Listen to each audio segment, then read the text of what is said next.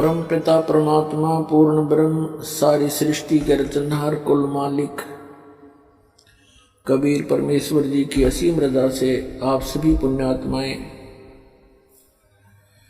परमात्मा की महिमा सुनने के लिए उपस्थित हुए। सत्संग में आने से प्राणी को ज्ञान होता है कि आप कौन हो, कहां से आए हो, आप यहां किस उद्देश्य को लेकर जी रहे हो, वास्तविक आपका कर्तव्य कौन सा है, कौन से कर्म पाप दायक हैं, कौन से पुण्यदायक हैं, उन सभी का ज्ञान सत्संग से होता है प्राणी को। तो पुण्यात्मा परमेश्वर पूर्ण ब्रह्म सत्य पुरुष परम अक्षर पुरुष परम अक्षर ब्रह्म कहो, अल्लाहु अकबर कहो, ग्रेट गॉड कहो, इसे कंप्लीट गॉड कहो, ये पूरे ब्रह्मांडों का, संपूर्ण जगत का, सभी आत्माओं का ये जनक है, सबका क्रिएटर है। वो कैसा है, कहाँ है, किसने देखा है और परमात्मा की आवश्यकता क्यों है, परमात्मा की आवश्यकता क्यों पड़ी हमें, हम किस लिए परमात्मा की साधना करते हैं, क्या उद्देश्य लेकर करते हैं और क्या उद्देश्य लेकर भगवान की भक्ति करनी चाहिए और क्या उद्देश्य लेकर नहीं करनी चाहिए, ये सर्व जानकारी सत्संग से होती है। पुण्यात्माओं, सर्वप्रथम तो आपको ये ज्ञान होना चाहिए कि आप जी एक बहुत भयंकर लोक में रह रहे हैं, बहुत ही भयंकर लोक है ये। और इस लोक का जो राजा है, यहाँ का जो स्वामी है, मालिक है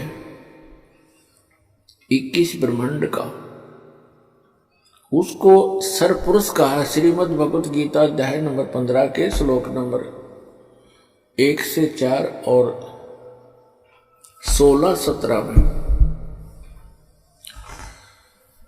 प्रभु की परिभाषा वर्णित है सांकेतिक कोड वर्ड्स में। उसमें लिखा है कि संसार में 2 पुरुष हैं, 16वें श्लोक में 15वें अध्याय के। एक सरपुरुष है, एक अक्षर पुरुष है।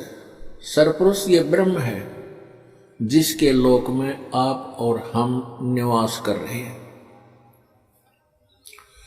इसको संतों ने, परमेश्वर ने, कबीर देव ने इसको काल कहा है और यही गीता का ज्ञान दाता है। और इसने श्रीमद् भगवत गीता अध्याय नंबर 11 के श्लोक नंबर 32 में स्वयं ही स्वीकारा है कि मैं काल हूं अर्जुन, और सर्व लोकों का नाश करने के लिए अब प्रवृत्त हुआ हूं, अभी प्रकट हुआ हूं। श्री कृष्ण जी काल नहीं थे, इन्होंने पहले कभी अपने आप को काल नहीं कहा और गीता ज्ञान देने के उपरांत उन्होंने कभी अपने आप को काल नहीं कहा। ये सरपुरुष, ये काल भगवान, जिसे सनातन धर्म के ऋषि, जिसको ब्रह्म कहते हैं, ये सरपुरुष है। इसको काल भी कहते हैं, ये स्वयं भी काल कहता है अपने आप को, मैं काल हूं और सबका नाश करने के लिए प्रवृत्त हुआ हूं। श्री कृष्ण जी में प्रवेश करके ये श्रीमद् भगवत गीता का ज्ञान इसने बोला, जिसमें अधिकतर ज्ञान वेदों वाला ही है। हम सरपुरुष के लोक में रह रहे हैं, तो श्रीमद् भगवत गीता अध्याय नंबर 15 के श्लोक 16 और 17 में 3 पुरुष बताए हैं। एक सरपुरुष है जो 21 ब्रह्मांड का मालिक है, स्वामी है, प्रभु है, राम है, गॉड है, अल्लाह है।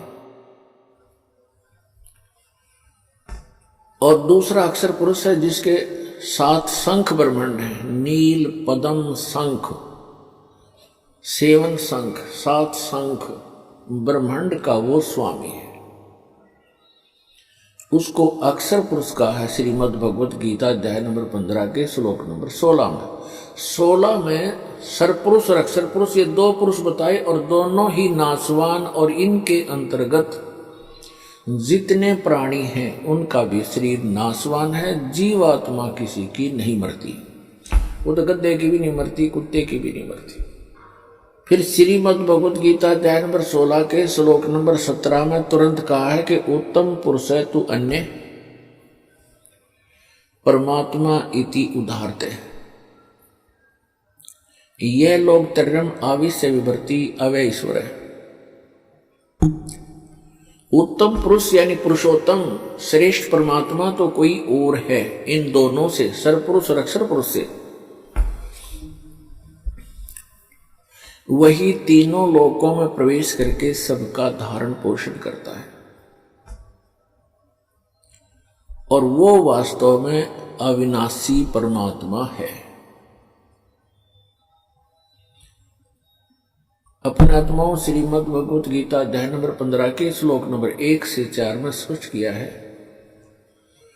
गीता अध्याय नंबर 15 के श्लोक मंत्र 1 और 2 का निष्कर्ष है कि ऊपर को जड़ वो तो मूल मालिक है, कुल मालिक है, पूर्ण परमात्मा है, और नीचे को तीनों गुण रूपी शाखा, रजगुण ब्रह्मा, सतगुण विष्णु, तमगुण शिव जी रूपी शाखा वाला ये उल्टा लटका हुआ संसार रूपी वृक्ष है। और जो संत इसके सभी विभाग बतावे वह तत्वदर्शी संत है। ऊपर को जड़ तो पूर्ण परमात्मा है, सत्य पुरुष है, अविनाशी परमेश्वर है, परम अक्षर ब्रह्म है। और संसार रूपी वृक्ष को अर्थात किसी भी पेड़ को मूल से ही सर्व कुछ प्राप्त होता है, मूल से जड़ से ही उसका पोषण होता है। इसलिए हमारा सबका जो मूल मालिक है, कुल मालिक है, जो संसार रूपी वृक्ष की जड़ है, मूल है, जिसने सब ब्रह्मांडों की रचना की और सभी का वो पालन पोषण भी कर रहा है, वो सत्य पुरुष है, वो परम अक्षर पुरुष है। वही पूजा के योग्य है, वही पाप नाशक है, वही मोक्षदायक है, वही सबका जनक है, सर्व उत्पादक है।